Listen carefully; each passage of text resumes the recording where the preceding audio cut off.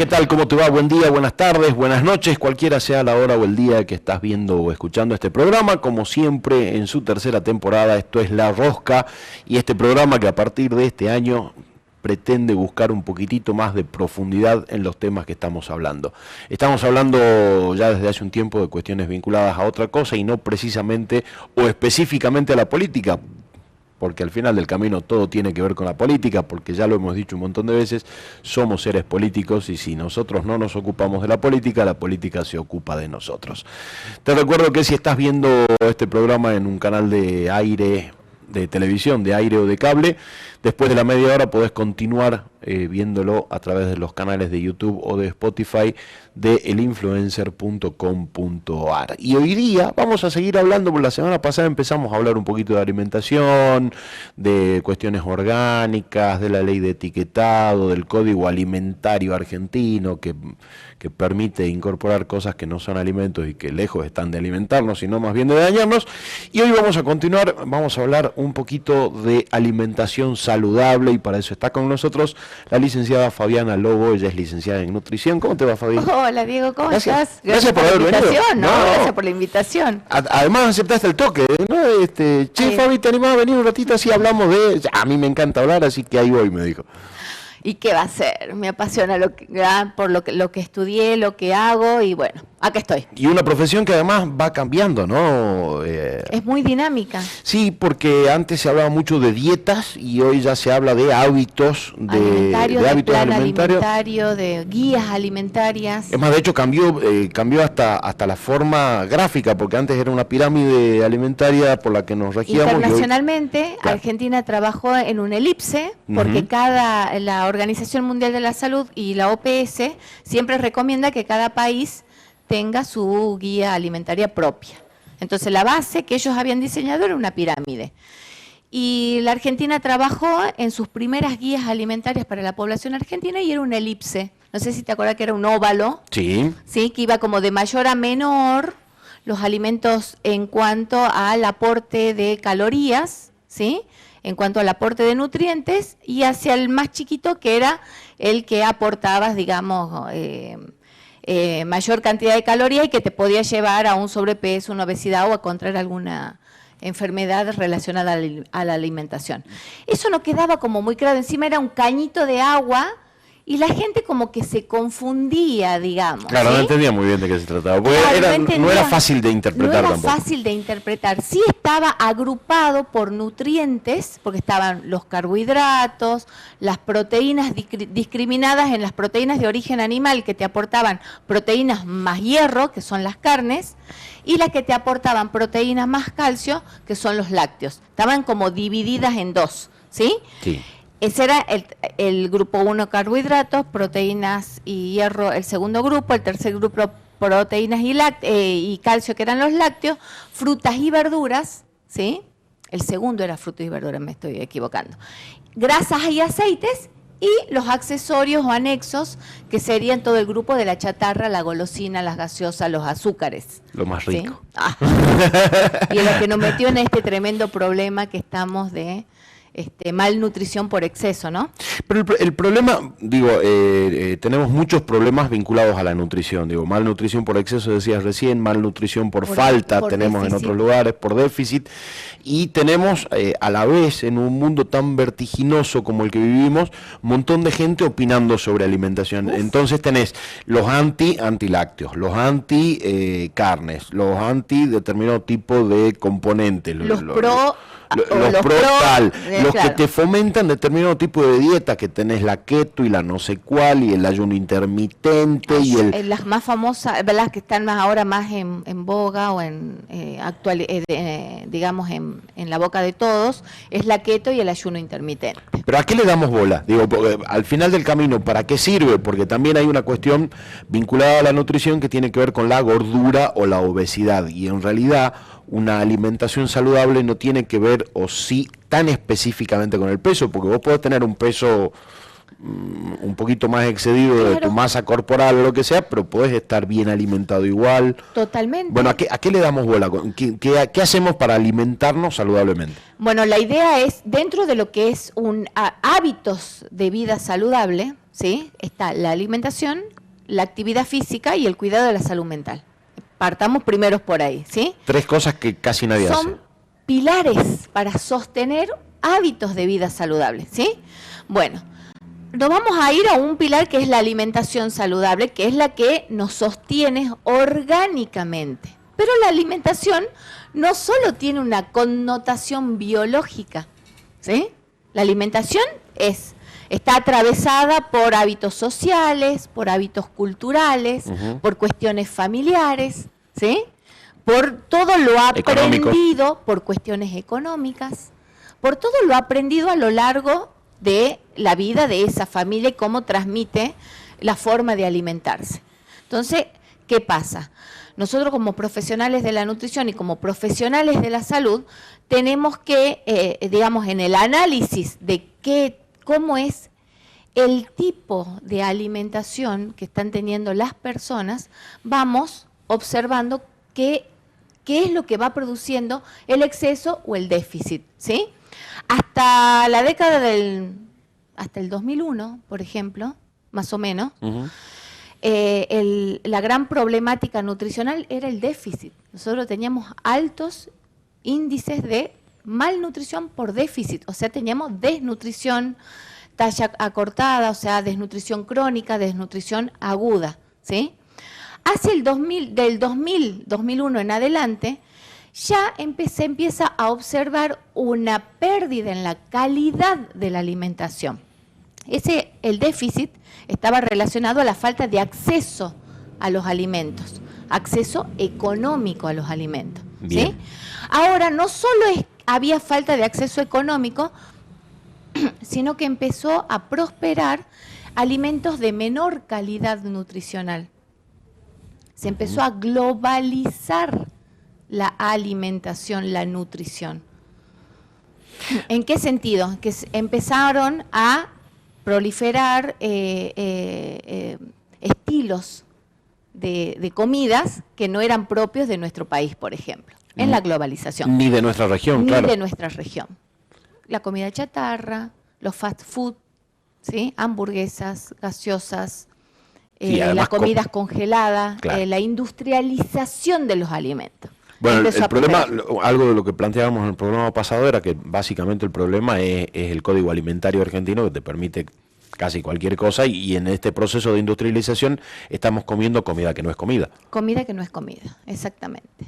Luego tenemos cosas saborizadas, cosas fabricadas artificialmente, quesos que no son quesos, jamones que no son jamones, y un largo etcétera, y el proceso de refinamiento de algunos otros productos y también. La industria, y bueno, como está en el código y está regulado, que es, digamos, cuando yo estudié la carrera, era que el país tenga un código alimentario que regule la elaboración de los alimentos, era lo máximo que nos podía pasar como país.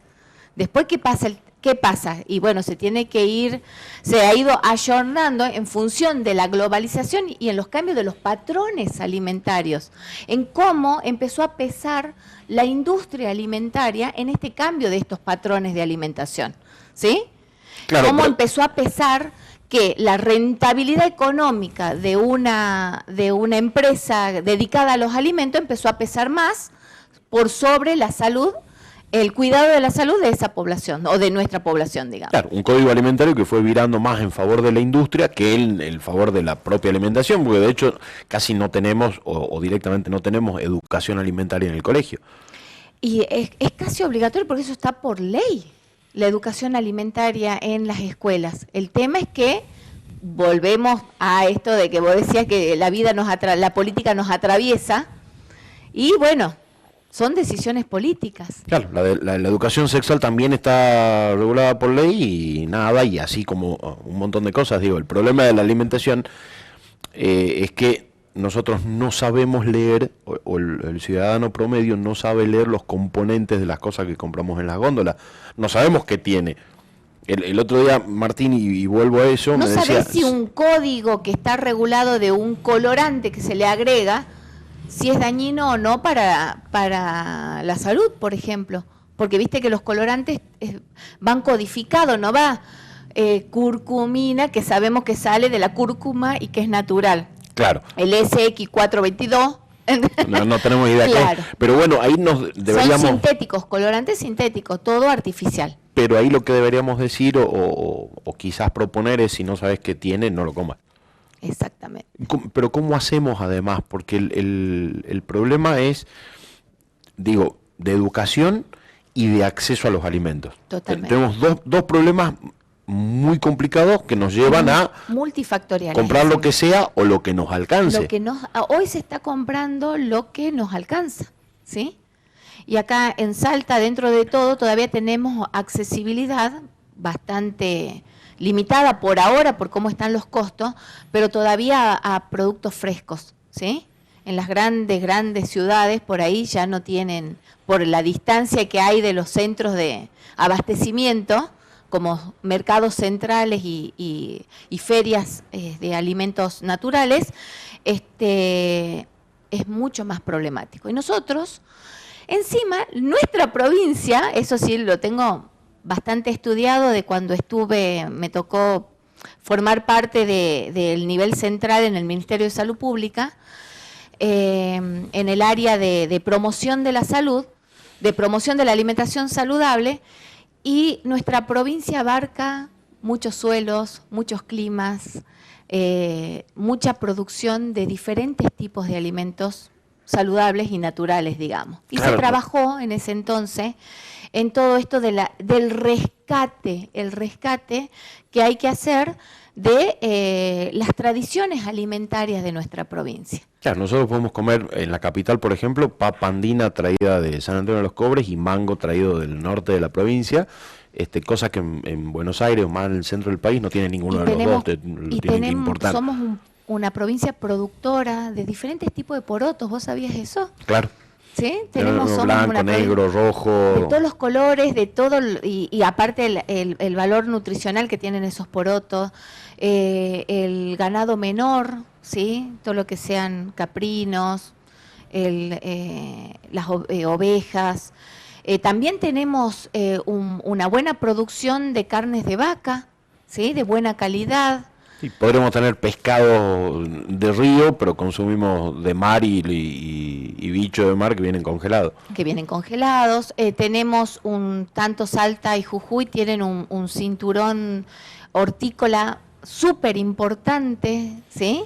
De vegetales que son de exportación, Diego. No, ni vos ni yo lo vemos en la góndola, digamos, ni en la feria, ¿sí? A ese nivel de producción tenemos nosotros, ¿sí? ¿Cómo sería entonces un hábito alimentario teniendo en cuenta la realidad económica de la mayoría? Porque hay una minoría que puede comprar lo que se le dé la gana y alimentarse como quiera sin que le pese el bolsillo, pero teniendo en cuenta la realidad económica del país, de la mayoría de las personas, ¿cómo empezamos a decirle que es que primero no es una dieta y que es un hábito alimentario saludable, y cómo debería conformarse, qué es lo que debería priorizar para consumir? A través de la planificación, ¿sí? Bien. De planificar las compras, la elaboración de los platos, de las comidas en la familia, cuántos integrantes son en la familia, las edades de los integrantes del grupo familiar, cuántos son niños, cuántos son adultos, ¿sí? Porque los niños porque están en un proceso de crecimiento y los adultos porque estamos en un proceso de producción laboral y necesitamos nuestra fuerza de trabajo, digamos, ¿sí?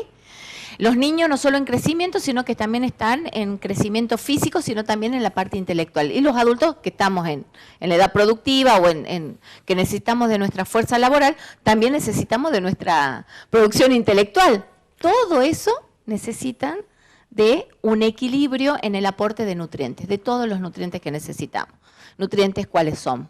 Hidratos de carbono, proteínas, grasas, vitaminas, minerales y el agua. El agua tiene que ser un agua segura, no digo potable, porque a veces no todos tienen acceso a agua potable, por lo menos a agua segura. Eso es lo que condiciona por ahí también la aparición de enfermedades relacionadas también a la alimentación, ¿no? Transmitida por alimentos. Bien, cuando hablamos de agua segura y agua potable, ¿cuál es la diferencia? La diferencia es que el agua potable es el agua apta para consumo, ¿sí? Que generalmente es la que viene Es de la que red. viene de red. Ujú. Y el agua segura es la que por ahí, mediante técnicas de potabilización casera, se vuelve apta para el consumo. Que sería ideal El- poder hacerla.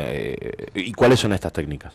La cloración, que Sí. es el agregado de 2 gotitas de lavandina por cada litro de agua, y hay que dejar reposar por lo menos unas 6 horas para que sea apta para el consumo. Que esto quedó de la época del cólera.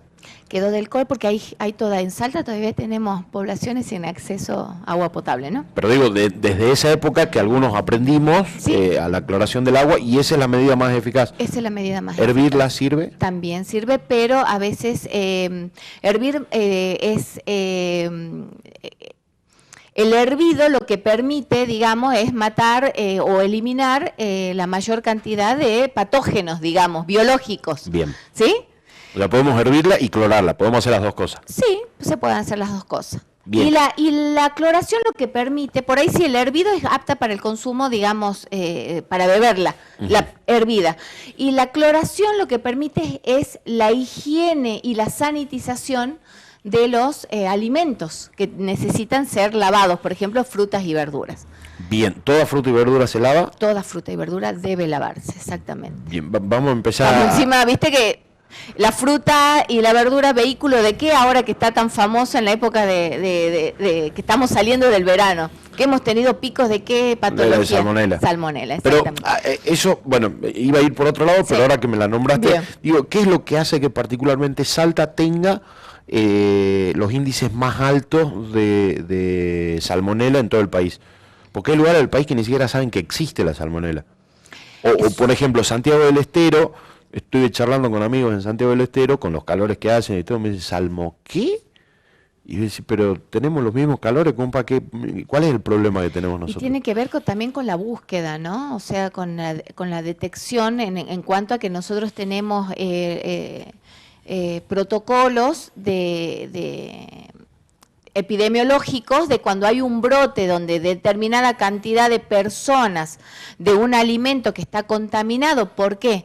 Porque la salmonela no solo el vehículo es las frutas y las verduras, sino las carnes mal cocidas, los huevos, ¿sí? Mal cocidos.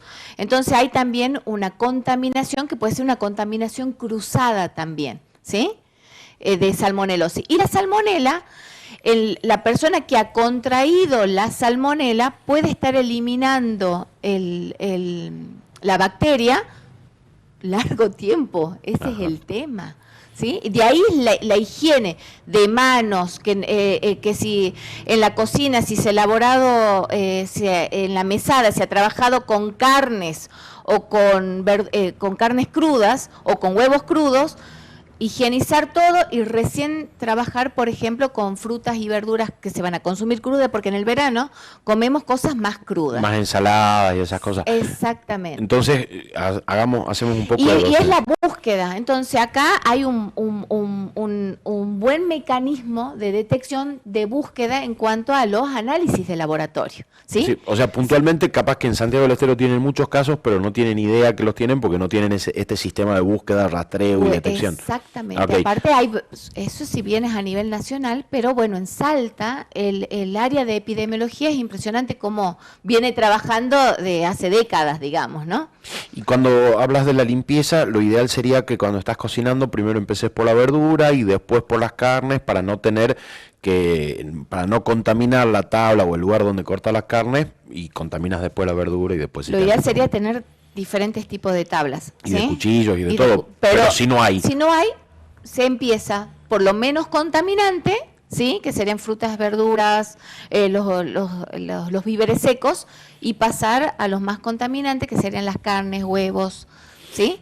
Después higienizar todo y cocinar al punto de eliminación de bacterias, que es que la carne esté bien cocida, no tenga carne de vaca, de pollo, de cerdo, de cordero, de la carne que sea, que no se visualice rojo en ninguna parte del producto terminado, digamos, ¿sí? Por eso nos aseguramos Dicen ¿sí? los del asado que no, que esa no te la dejan pasar porque le gusta la carne al punto argentino. Claro, pero en Europa son peores, se los comen prácticamente crudos. Sí, apenas un colorcito de agarre ya está suficiente. Por eso hay que tener cuidado y la seguridad donde compramos también, ¿no? El tema de donde compramos los víveres frescos.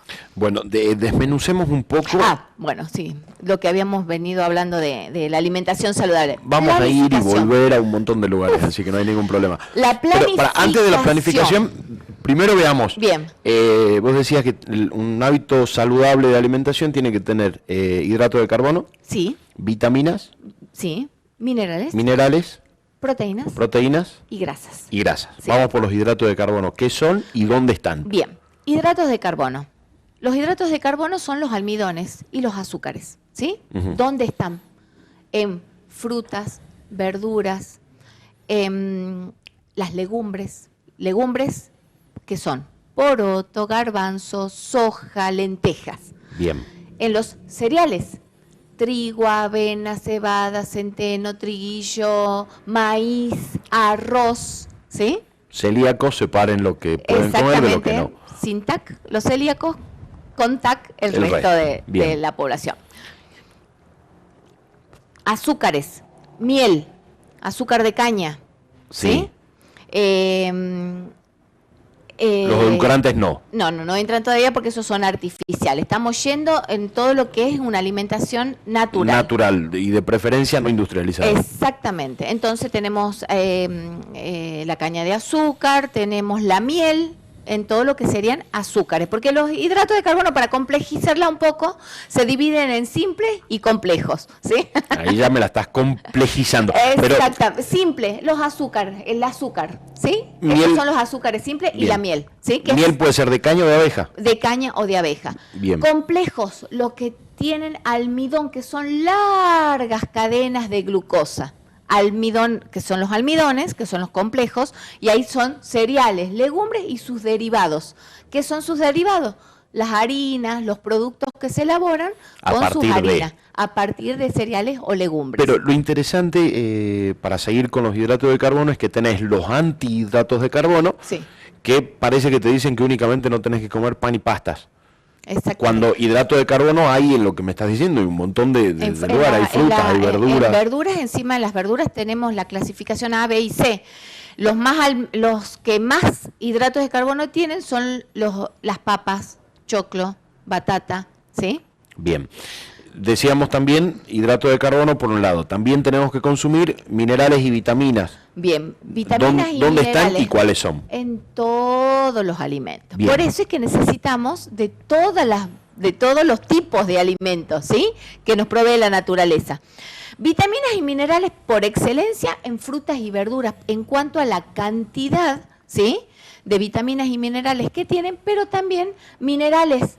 Tenemos dos grandes minerales que sin eso no podríamos vivir, que es el calcio y el hierro, que también los de mejor calidad están en productos de origen animal. ¿Sí? Los de mejor calidad, ¿sí?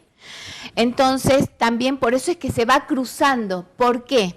De repente, para que nosotros no tengamos alguna enfermedad por carencia, necesitamos que para absorber mejor este mineral que está en este producto de origen animal, que sería el hierro, por ejemplo, que está en las carnes, para absorberlo mejor, necesito que en la alimentación no me falten los vegetales que aportan vitamina C, porque así voy a absorber mejor el hierro, tanto el hierro de origen animal como el hierro de origen vegetal.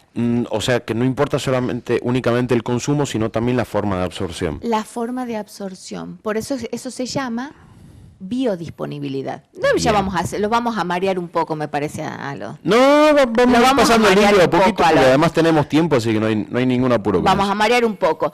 ¿Por qué? Todo depende también del estado de salud de las personas, en cuanto a cómo va a ser la absorción de esos nutrientes. Pero vamos a hablar, estamos hablando del nutriente fuera, o sea, en el alimento. Sí, totalmente. Porque ya después, adentro del organismo, ya entra estamos hablando ahora de alimentación. Ya nutrición es cuando ese alimento ingresa al cuerpo y ahí ya entramos a un proceso de nutrición, que eso lo vamos a dejar para más adelante. Entonces, vos me decías cuál es el nutriente y en qué alimentos los encontramos. Claro. Hidratos de carbono los vamos a encontrar cereales, Pasamos.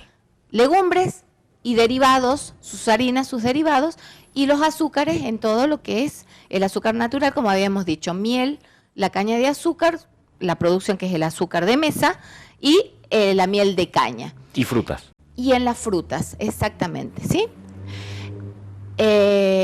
Otro aporte de donde más encontramos los hidratos de carbono, habíamos dicho en frutas, verduras, legumbres, cereales, harinas y sus derivados. Bien. ¿Sí?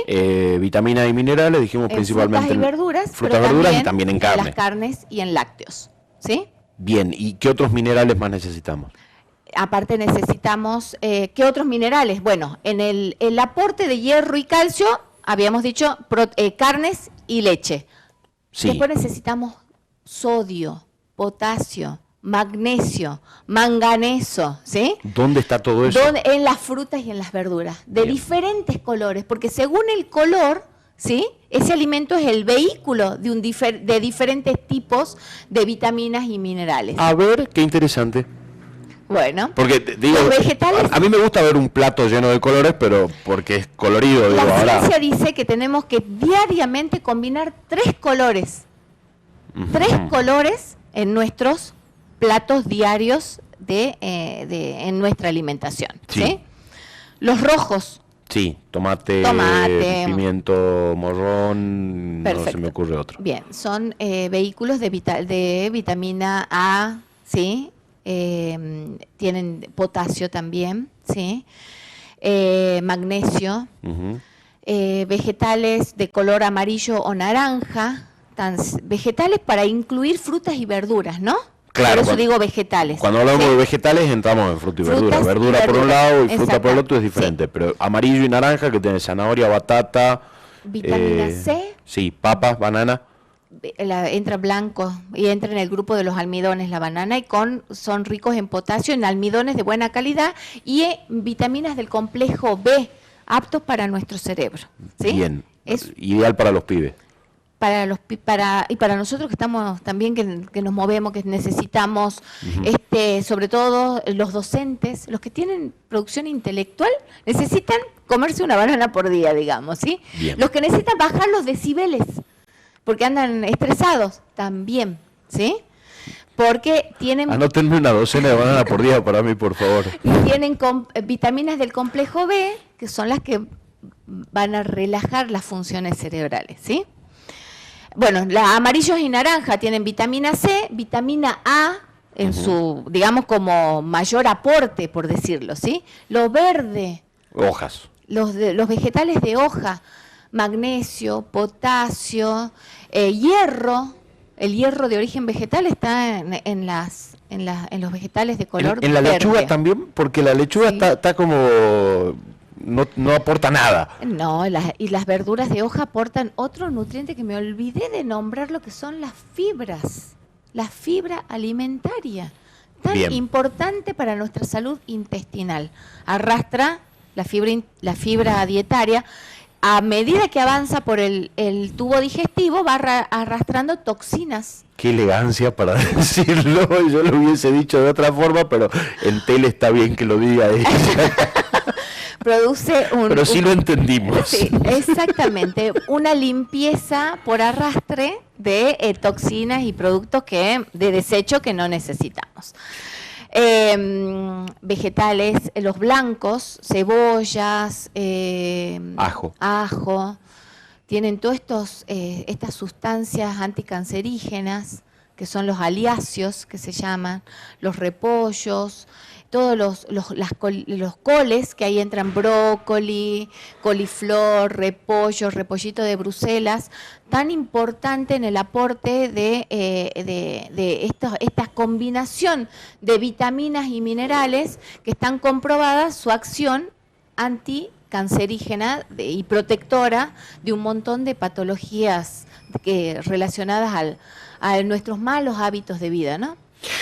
Nombraste hace rato la leche como fuente de también algunas vitaminas, leche, lácteos, digamos, ¿no? Sí. Estamos hablando de Leche, quesos también. leche y sus derivados. Leche, queso, hay- yogur, ricota, manteca. Pero hay un movimiento muy fuerte de anticonsumo de lácteos que tiene que ver, algunos casi por una cuestión científica, porque dice que en la producción, o sea, ya en la preproducción, desde la cría de los animales que nos proveen de la leche, los hormonizan y los vitaminizan tanto que todo eso viene de arrastre y son dañinos para nuestra propia salud.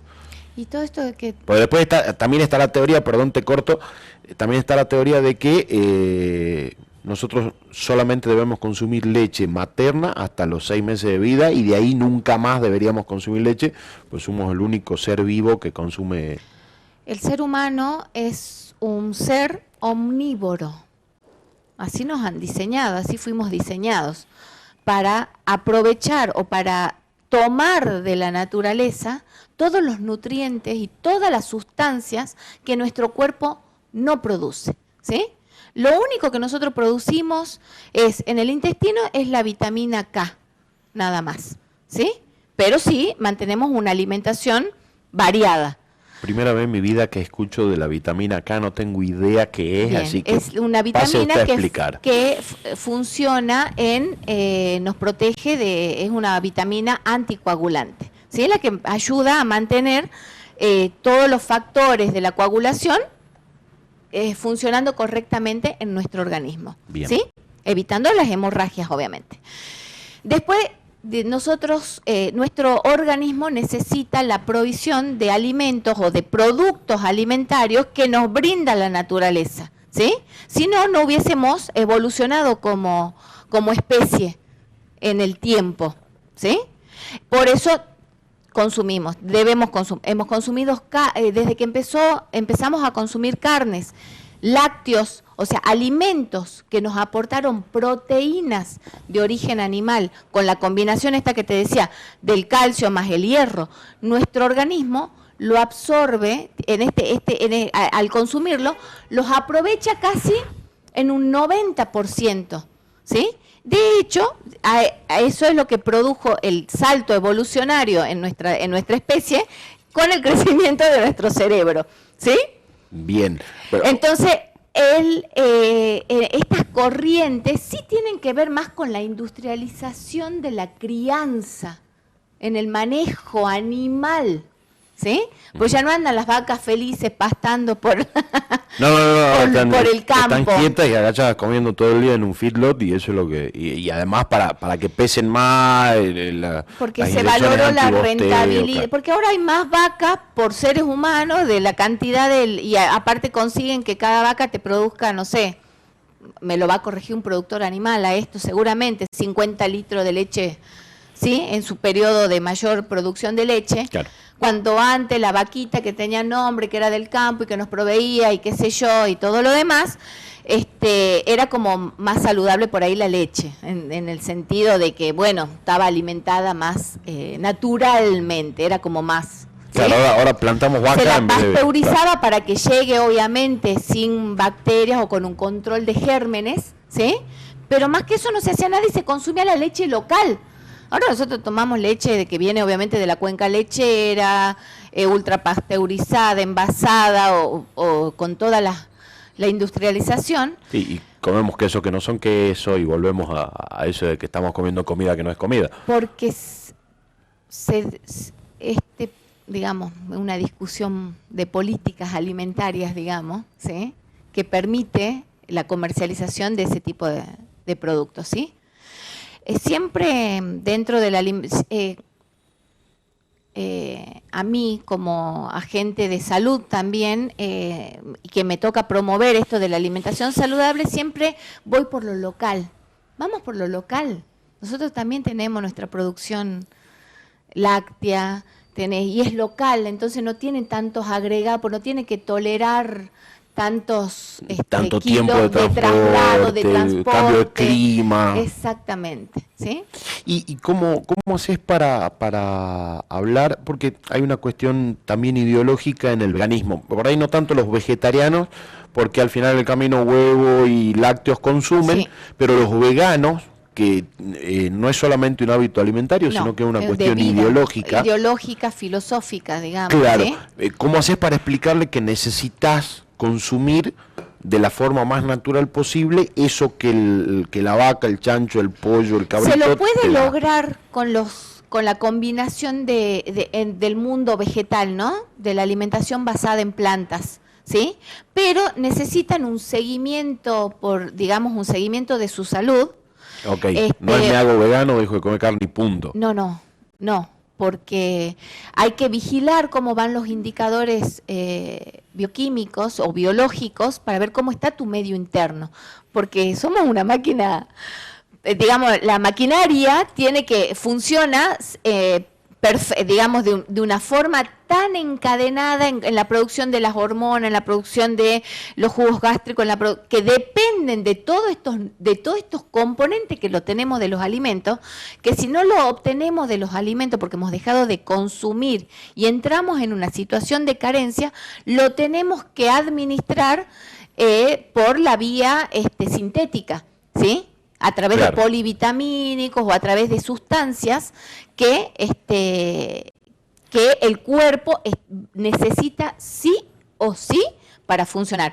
Las carencias no son inmediatas, ¿sí? Sobre todo las de micronutrientes como el hierro o como el calcio. Se van viendo en el tiempo. Se van viendo en el tiempo, por ejemplo, una descalcificación, un avance de los procesos degenerativos de huesos, de articulaciones, ¿sí? Entonces, en el hierro, es lo que se evidencia en el tiempo, no, por ejemplo, en 6 meses, si uno deja de consumir y no aporta alimentos ricos en hierro, aunque sea haciendo una buena combinación del hierro de origen vegetal, entra en una situación de carencia que la más famosa y la más conocida es la anemia, ¿sí?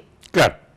Y eso es, en el tiempo se puede transformar en una patología grave. O sea que al final, si no está bien controlado, bien cuidado ese hábito filosófico de alimentación de no consumir seres sintientes, o sea, otros animales en definitiva, porque somos parte del reino animal. Se puede combinar o se puede obtener del mundo vegetal, ¿sí? Claro, pero para no llegar a consumir de forma artificial. Pero hay que controlar, ¿sí? Cómo va, para saber cómo es la combinación de esos vegetales para que la persona no entre en una situación carencial que pueda afectar seriamente su salud. Pone en riesgo su salud. Exactamente. O sea, claro, por ¿Sí? una cuestión filosófica pone en riesgo su salud. Sí, y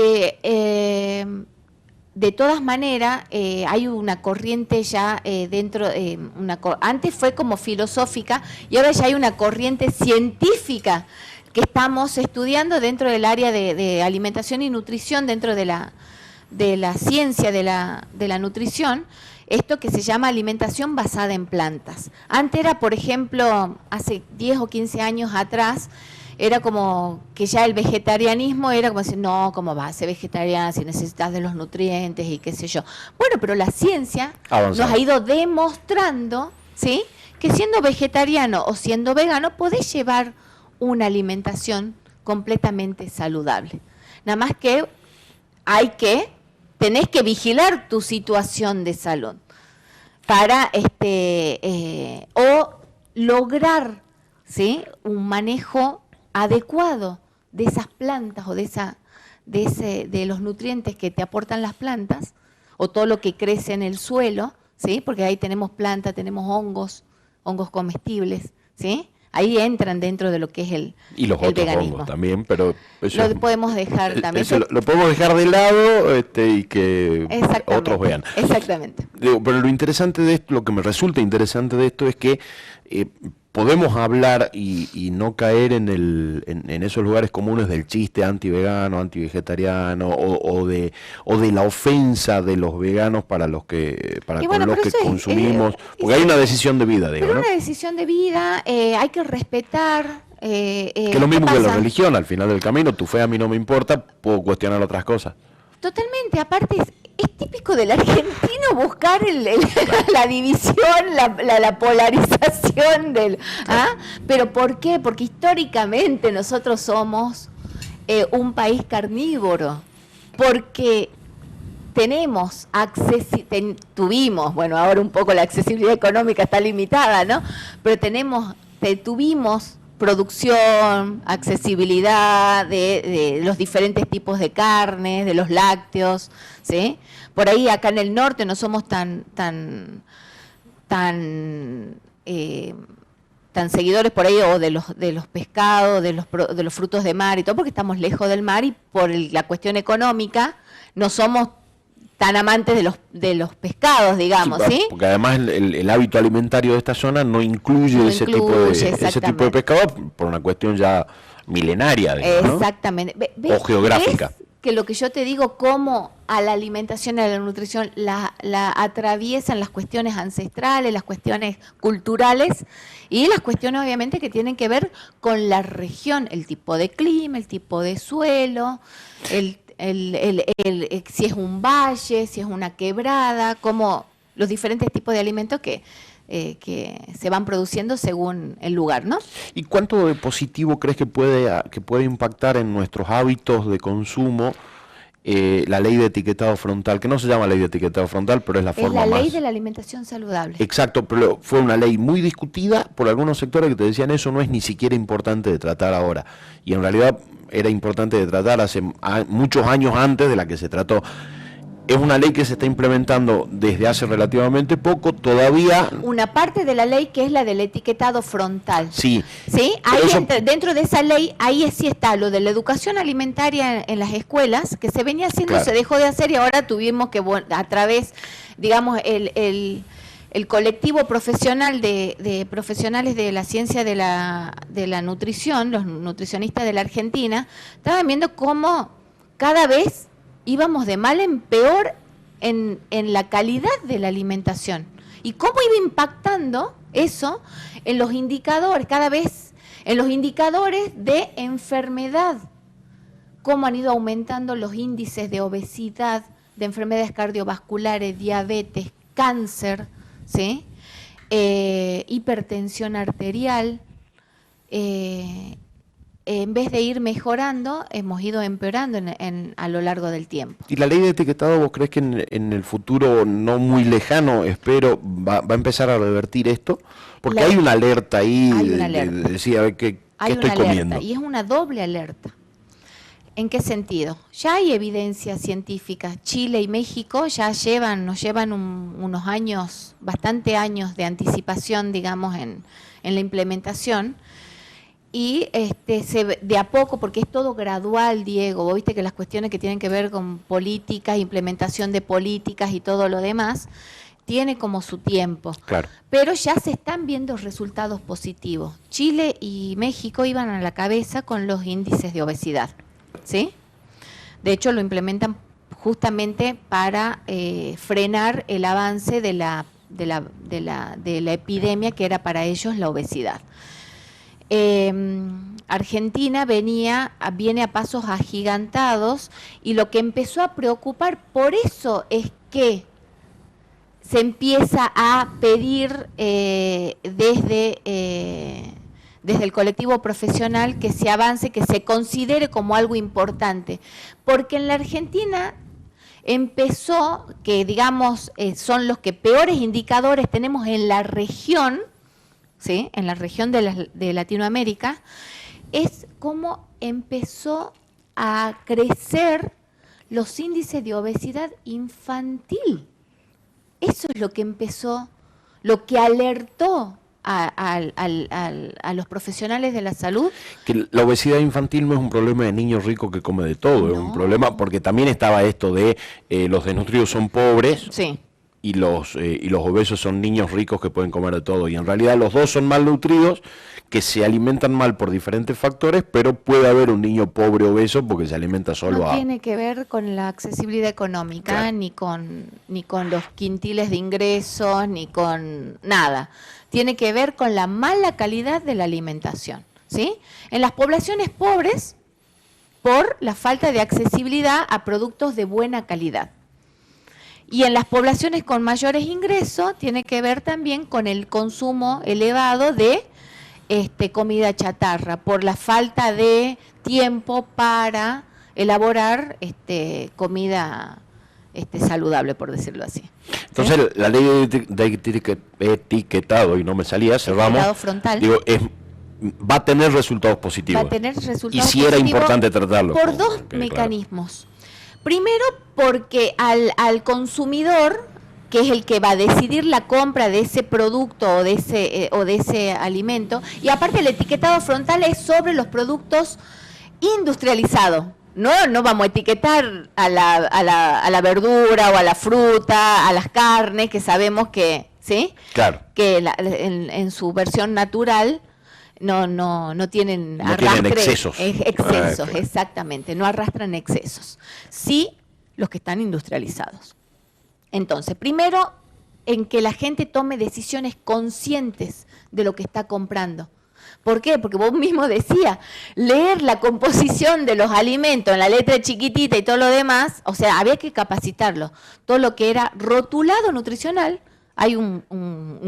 es prácticamente, nos teníamos que sentar con las personas y explicarle científicamente a leer un rotulado nutricional que a veces hasta el profesional nos terminábamos mareando. Claro. ¿Sí? Entonces, los nutricionistas dicen, no, vayamos por el etiquetado que ya frontal, donde cuál es lo que está en exceso, para que la gente de entrada nomás sepa que está comprando un producto que tiene exceso de sodio, exceso de grasa, exceso de azúcares, con productos con agregados de edulcorantes que no son aptos ni para embarazadas ni para niños, ¿sí? O de algún producto o de alguna sustancia que no es apta para los niños, ¿sí? O sea que son 5 los rótulos. Bien, o sea que si el Código Alimentario Argentino fue durante todo este tiempo modificándose en favor de la industria, al menos la Ley de Alimentación Saludable, etiquetado frontal y demás, vino a poner un poquitito de balance en favor de las personas. En favor de las personas, de la calidad de vida de las personas. Calidad de vida, ¿sí? ¿Y por qué alguien te discute que no es importante eso entonces? Digo, ¿en qué momento, o por lobby de la industria, me imagino, o por ignorancia, algunos legisladores te decían que no es importante el tratamiento? La Cámara de Productores de Alimentos pisó fuertísimo en las mesas de discusión, ¿sí? Porque ponen en juego esto de la caída de la fuerza laboral, que van a tener que despedir. Empiezan con esas presiones. Sí, no despidieron a nadie, no cayó absolutamente nada. Y después a la larga, en realidad lo que ellos no tienen es nutricionistas y cocineros en sus laboratorios de cocina, tienen bioquímicos e ingenieros alimentarios. Capaz que tienen nutricionistas, pero bueno, viste, hay que declarar el conflicto de interés, porque un nutricionista que esté trabajando en la industria alimentaria y que esté comercializando o esté avalando un alimento que no es nutricionalmente apto para la población, entra en conflicto de intereses, ¿sí? Claro. Bueno, la idea es que, perfecto, este alimento que hoy estoy comprando y que estoy viendo un yogur que históricamente en nuestro cerebro interpreta que el yogur es saludable. Sí, probióticos y Y ahora vos le ves 3 sellos. Claro, me quedo con tu yogur. Le ves 3 sellos y las mamás, los papás, hasta los profesionales de la nutrición, exceso de azúcares, de grasas saturadas y todo. Entonces, ¿qué va a llevar a la larga? Que la industria se replantee la composición química, ¿sí? En la elaboración, ¿sí? En la elaboración del agregado, el sobreagregado que se hace de algunos nutrientes o de alguna sustancia para mejorar el gusto, la palatabilidad, al hacerlo más atractivo consumís más, ¿sí? Saben, porque hay estudios de marketing, de todo lo que es la neurobiología, cómo responde al cerebro a tal o cual. Los estímulos, los colores y demás, claro. Exactamente, a volverlo más atractivo. Que eso se logró justamente con los productos que sean o muy salados o muy dulces. Claro, ¿sí? México, por ejemplo, yo el caso de México no lo estudié a fondo, pero sí hay un cambio en la industria alimentaria de México, por ejemplo, con los endulzantes. Hay muchas industrias, especialmente de productos frescos, como jugos naturales, que ellos consumen mucho más de lo que consumimos nosotros, que empezaron a... No agregarle azúcar. No agregarle azúcar ni natural ni artificial, y endulzar con miel de agave, lo que provocó el crecimiento de otra industria en paralelo que en este lado del mundo no tenemos ese tipo de endulzante, porque no le cambia el sabor y etcétera, etcétera. Digo, ya hay antecedentes en otros lugares donde están empezando a mejorar sus producciones. La industria alimentaria siempre nos llevó o nos condujo en los patrones de consumo. ¿En qué sentido? Sale al medio, no sé, por decirte lo que fue en la década del 70, el uso de la margarina, ¿sí? Que no es ni manteca. Bueno, que era a competencia de la manteca. ¿Por qué? Porque obtener la manteca era más cara porque sale obviamente, es una grasa que sale de la leche de vaca, ¿sí? Sí. Entonces es de mejor calidad, pero sale mucha menos cantidad. Pero la industria necesitaba abaratar costos para la elaboración de los productos que llevaban grasas. Claro. ¿Sí? Entonces surge la hidrogenación de los aceites y surge la margarina, que es un producto que se obtiene bioquímicamente, digamos, industrialmente, ¿sí? Manipulando aceites de origen vegetal y se obtiene la margarina. Claro. Fue como la panacea para los pasteleros, panaderos, para la producción de galletas y proliferó y todo y comamos. Y en el tiempo se vio que la saturación de esos aceites de origen vegetal producían lo que se llamaban las grasas trans. Claro. Que son aún más dañinas una vez que ingresan al organismo y más pegote de las arterias que el colesterol y las grasas saturadas de origen animal. Producían más patología de origen cardiovascular que las de origen, las grasas saturadas de origen animal, digamos, ¿sí? Claro. Entonces, toda una década, 10 años trabajando para eliminar, ¿sí?, el uso de las grasas trans en la Argentina, porque por el impacto negativo que tenía en la salud de las poblaciones, de la población. O sea que la demanda hacia la industria va desde abajo de los consumidores. Exactamente. Entonces la industria tuvo que cambiar todos los patrones de elaboración de galletas, de panificados y todo lo demás, usando ahora aceites de origen vegetal. Claro. ¿Sí? Solamente aceites, ya no hidrogenados, ya están usando productos, y la margarina que se comercializa ya es un derivado de estos aceites que se obtienen de semillas oleaginosas, ¿sí? Y que son aptos, es también ponerlos a trabajar en elaborar productos de buena calidad para la población. Claro.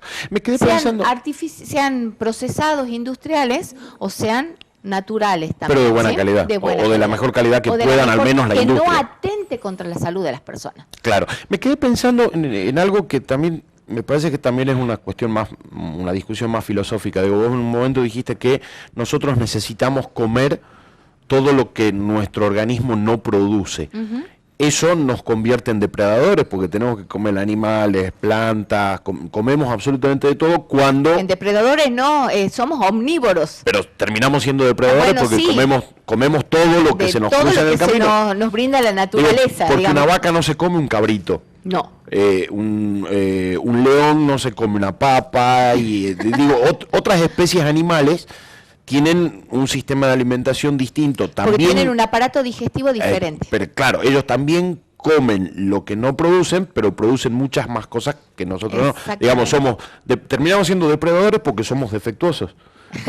Bueno, ponele. Hay una discusión filosófica, claro, además un tanto extraño, digamos, claro, ¿no? Porque agarramos carne de pollo. A ver.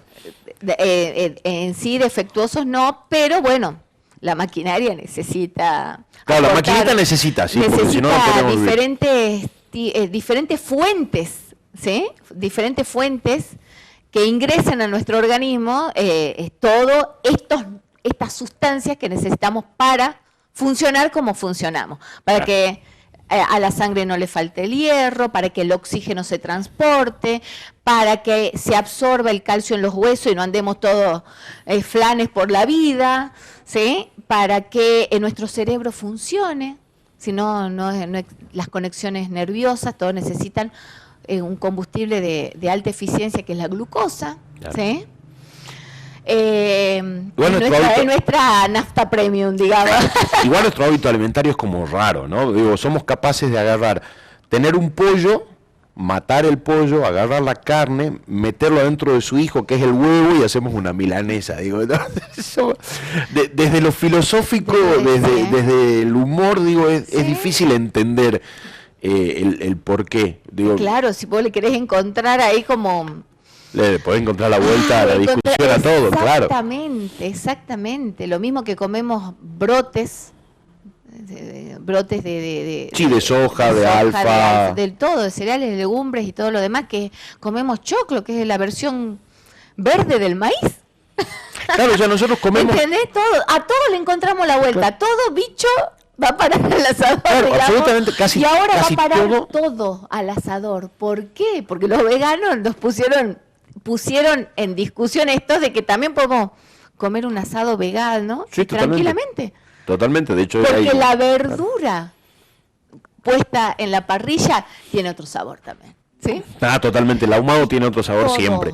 Todo lo que vayas a las brasas tiene su encanto, y eso se lo discuto a cualquiera, digamos, claro. ¿sí? Yo no tengo estudios, pero probablemente haya. A mí me llama la atención en los últimos años el crecimiento tan grande que hay, particularmente en Argentina, de personas con celiaquía. O será que a mí me toca en suerte conocer cada vez más celíacos, pero tiene que ver con la industria alimentaria que está enfermando a la gente. Lo están estudiando, no por dónde vamos, digo, porque está... Hay una corriente, sobre todo los que están trabajando en lo que es seguridad y soberanía alimentaria, que ponen en discusión, todavía no porque no ha pasado tanto tiempo, en discusión la introducción a la industria o en la producción, digamos, de los alimentos transgénicos. Nos metemos en camisa de 11 varas, digamos. Sí, en el sentido... La discusión es muy compleja, sí, pero llama la atención. También en su momento, cuando la utilización de herbicidas, la utilización de diferentes tipos de herbicidas, sabemos cuál ha sido el más polémico, el uso el avance de la sojización en la Argentina. Claro, el avance de la frontera agrícola en la Argentina y hacia la soja, claro. ¿sí? En detrimento de la producción local de otras cosas que rendían en guita menos. Exactamente, la producción de los cultivos, porque tenemos los intensivos y los extensivos. Extensivo es la soja, intensivo era el trigo, el maíz, la alfalfa, la rotación de los cultivos, el poroto, ¿sí? Claro, hay muchos lugares donde eso ya no se hace soja y la rotación de la tierra se la hace artificialmente. Y a su vez, para mejorar la producción, porque había que hacer semillas más resistentes, plantas más resistentes, porque había que esto de la enfermedad que produjo la globalización de la rentabilidad, ¿sí? Claro, maíz transgénico, arroz. La globalización del capitalismo. Exactamente, el avance del capitalismo, ¿sí? En detrimento de las producciones locales y de los alimentos locales, ¿sí? Porque cada cultivo está adaptado al suelo, al clima. Vuelvo sobre lo mismo, digamos, claro. ¿Sí? Por eso se protege en todo lo que es Latinoamérica el cultivo de la papa y de las 7.000 variedades de papa que tenemos, ¿sí? Y cuando decís 7.000 estás diciéndolo literalmente 7.000. Sí, en todo lo que diferentes tipos de papas a lo largo de la columna vertebral, que es la cordillera de los Andes, que es un producto totalmente de origen americano, ¿sí? El tema de cómo ha producido el estudio genético, o sea, cómo se protege la genética de las papas, sobre todo las papas andinas, ¿sí? Bueno, pero volvemos a esto de la producción de alimentos a través, digamos, secundario a el cultivo de estas semillas transgénicas. ¿Se aumentó o no el tema de la celiaquía? Lo podemos poner en discusión el tema de la intolerancia a las proteínas de origen, de origen animal, a la intolerancia a la lactosa. ¿Cuánta gente pasaba de consumir? Y yo soy una consumidora que hasta mis 30 años me consumía 1 litro de leche. Ah, te la triplico esa. Yo me tomaba 3 litros de leche por día de pibe. De leche ¿Sí? de acá de Salta, el sachén. Sí, la Cosalta, no pasa nada, Sí, tiramos la marca. bueno, y de repente ahora, de un tiempo a esta parte, estoy consumiendo leche sin lactosa porque no tolero cortar un café con la leche común. Claro. Entonces, a mí, como consumidora, sí me llevó a preguntarme, ¿qué estoy comiendo? ¿Por qué ahora la leche me cae mal? Si no es que yo dejé de producir la enzima para digerir la lactasa de la leche. ¿Sí? ¿Qué pasó? ¿Por qué ahora antes consumíamos panes, galletas, el bollito que hacía la abuela y todo lo demás y no se nos ponía así la panza? Claro. ¿Sí? Es el estrés.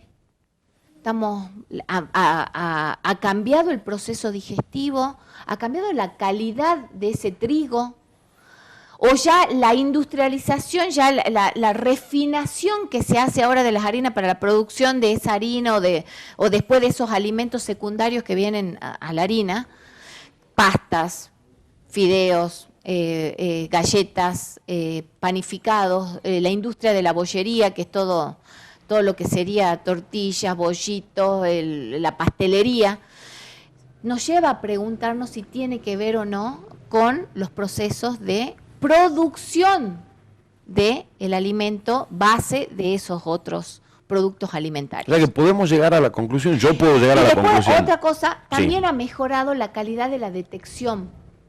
En que ahora antes, por ejemplo, vos tenías que tener, no sé, un montón de síntomas para sospechar. Ahora no, como que de entrada ya empiezan porque a medida que avanza también las ciencias médicas, avanza la calidad y está más disponible las posibilidades de detectar. Está bien, pero eso también es a demanda. Si vos tenés un montón de población que de golpe tiene los mismos síntomas, Sí. Avanza también el sistema de detección porque te genera una alerta. Avanza. Entonces, por Entonces eso, la industria alimentaria nos está matando.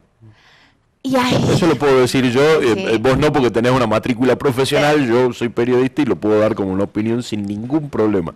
la industria alimentaria mal regulada nos puede estar produciendo o puede estar atentando contra la salud de las personas. ¿En qué sentido? También por una cuestión de rentabilidad en el mundo se dejó de utilizar el azúcar procedente de la caña de azúcar, ¿sí?, para la elaboración de jugos, gaseosas, todo lo que en la industria de las golosinas, y se cambió por el jarabe de maíz de alta fructosa, ¿sí? Sí. Que es un producto secundario al cultivo del maíz, ¿sí? Sí. Entonces era más económico obtener el jarabe de maíz de alta fructosa que obtener el azúcar de caña. Entonces eso para tener, ¿por qué hay ciertos productos que vos comprás y es lo mismo, pero uno está un poquito más caro que el otro, ¿sí?, en cuanto a la marca comercial? Ujú. Porque Uno esta tiene marca azúcar y el otro comercial, exactamente, usa en su elaboración productos de buena calidad, y al ser de buena calidad obviamente va a tener un alto costo. ¿Por qué? Porque también son productos premium, digamos, ¿sí? Terminan siendo premium cuando no deberían ser premium. Claro, debería ser al revés. Lo que es de buena calidad debería estar más barato que que la porquería que nos dan industrializada y Exactamente. quimiquizada. Y eso es lo que el etiquetado frontal, como consecuencia, pretende en el tiempo mejorar, ¿sí?, la composición de los alimentos que se están comercializando. No puedo terminar la entrevista sin que me saques dos dudas casi existenciales. ¿La palta y el tomate son frutas o verduras? Son frutos, ¿sí? Porque se obtienen, ¿sí?, surgen a través de... esto te lo voy a explicar mejor, obviamente, un ingeniero agrónomo o un biólogo, digamos. No, me lo explicás vos y con eso terminamos.